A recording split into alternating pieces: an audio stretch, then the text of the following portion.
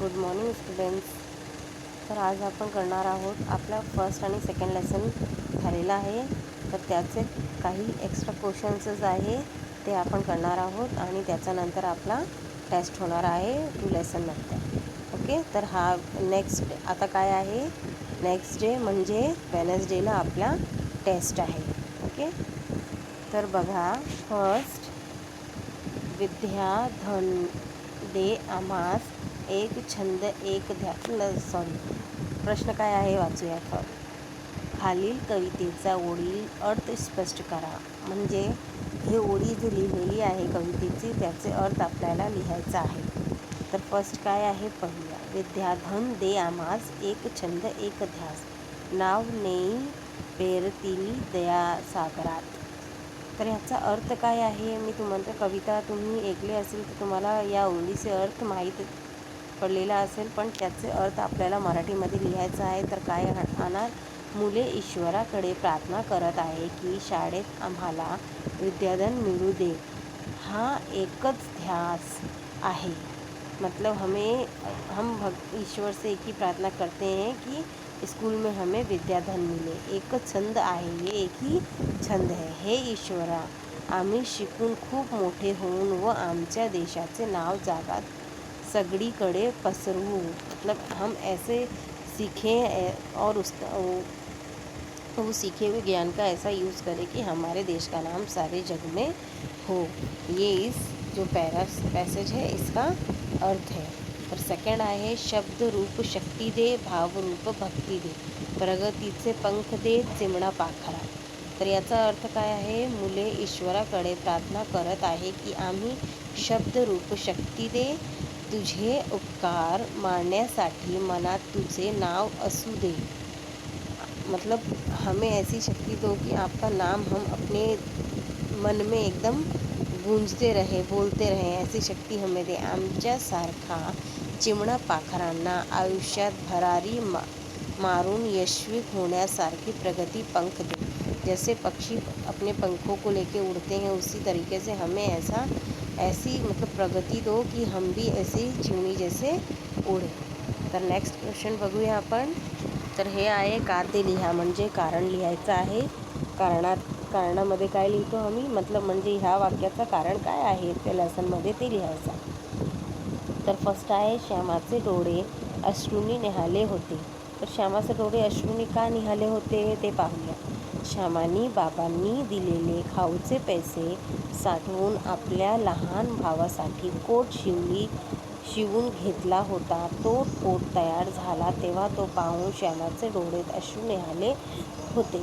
मतलब श्याम के आँख से आंसू क्यों आया था, जब उसके पापा के पैसे वो बचा कर अपने पॉकेट मनी से उसने वो कोट सिलवाया और जब उसे देखा तो उसकी आँखों में खुशी के आंसू उसे कहते खुशी के आंसू भर आए. तर सेकंड आहे, श्याम ज्यांच्या घरी राहायचा त्यांनी त्याला जाऊ नको असे म्हणाले. मतलब श्याम जिनके घर रह रहा था, बहुत आंधी तूफान था ना उस दिन, तो उन्होंने उसे कहा कि आज मत जा, फिर भी वो निकला.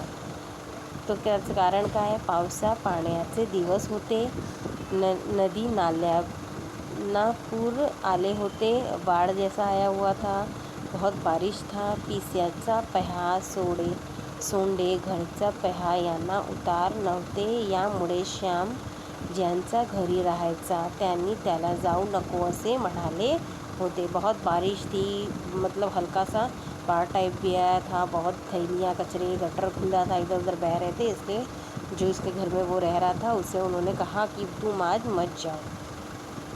थर्ड, पिसीचा पह्यात दुथडी भरून वाहत होता, जोराचा पाऊस पडत होता, त्यांचा पाण्याला खूप जोर होता, त्यामुळे पिशीचा पह्यात दुथडी भरून वाहत होत आहे. श्यामाने सांगितलेली हकीकत ऐकून आईला गाहीवर आले. मतलब श्याम ने जब बताया कि वो कोट उसने कैसे सिलाया तो उसकी माँ का गला भर आया. जैसे बोलते ना, खुशी से एक आँखों में नमी आ जाना और बोलते बोलते हलका सा रोया सा पण आना.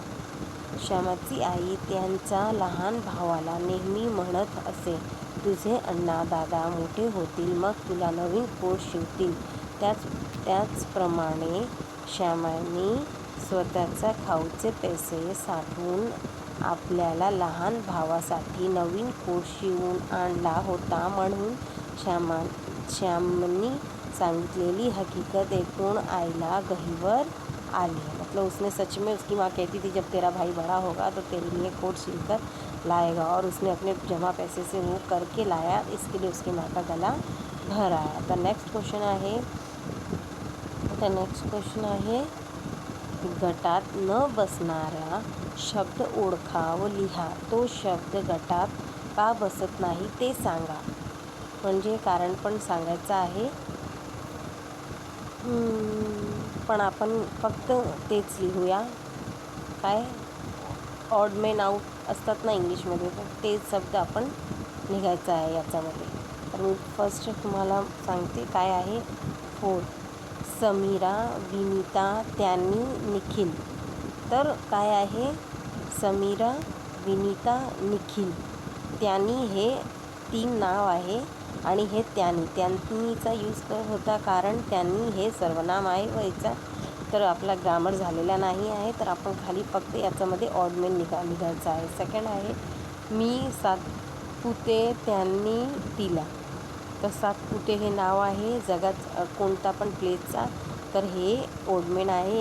याला उत्तरमध्ये लिहायचं आहे सातपुडे. टिक करा तुम्ही. थर्ड आहे हिमालय, सुंदर, प्रसन्न, भव्य. तर याच्यामध्ये हिमालय हे पर्वतचं फक्त नाव आहे आणि सुंदर, प्रसन्न, भव्य हे सेम आहे 3. तर याचा आन्सर येणार